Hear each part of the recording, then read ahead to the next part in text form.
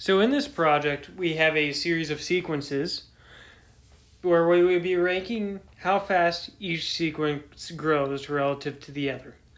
So for example, we have the a function and we have the b function, where if we take the limit as n approaches infinity of a over b and that yields us 0, that would mean that the b function would be growing faster than the a function.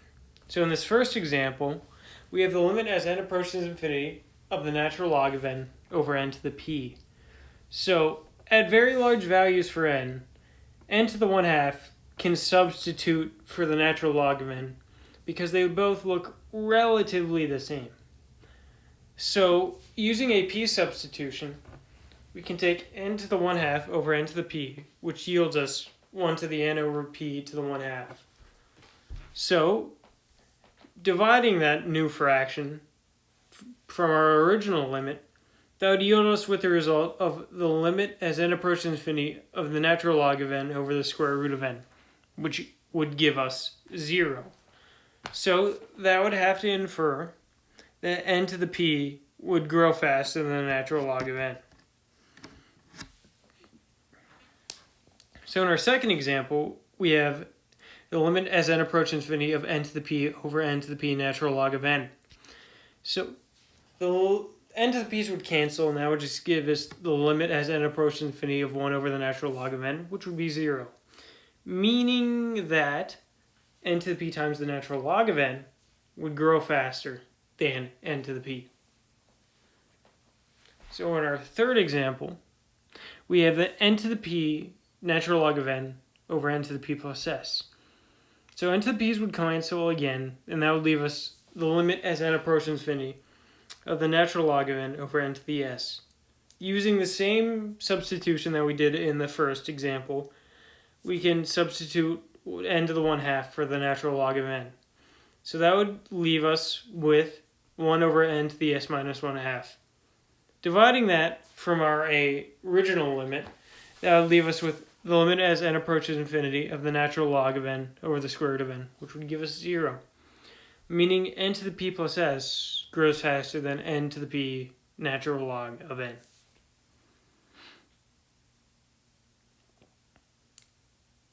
So in our sixth example, we have a limit as n approaches infinity of b to the n over n to the b plus s. So the derivative, we'd have to take the derivative of n to the p plus s,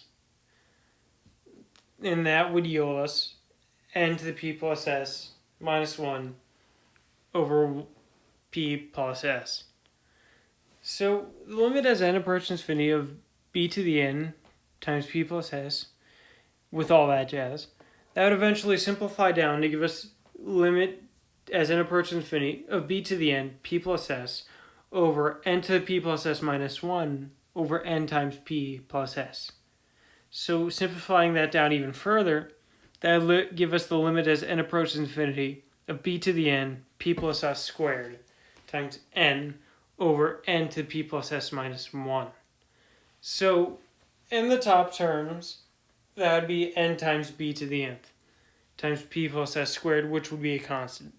But n and b to the n are both continuously growing terms compared to the one continuously growing term on the bottom, meaning that the top function would be growing faster than the bottom function, meaning the limit would be infinity. So that therefore means b to the n is greater than n to the p plus s.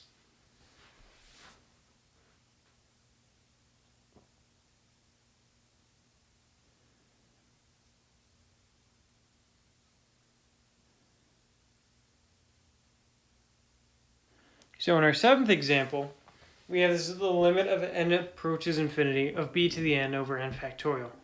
So for this, we'd have to compare some terms.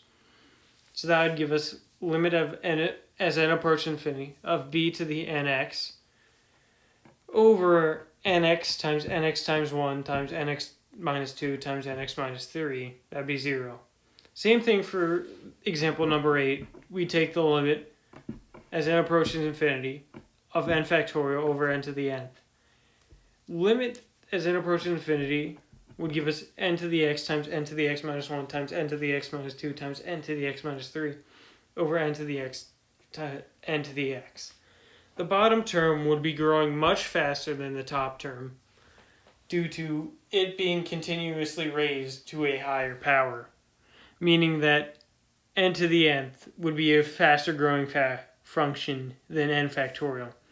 So if we go back up to the top, that would mean our ranking would be n to the nth as the largest, n to the factorial as the second fastest growing, b to the nth, n to the p plus s, n to the p natural log of n to the p, and then the natural log of n as the slowest.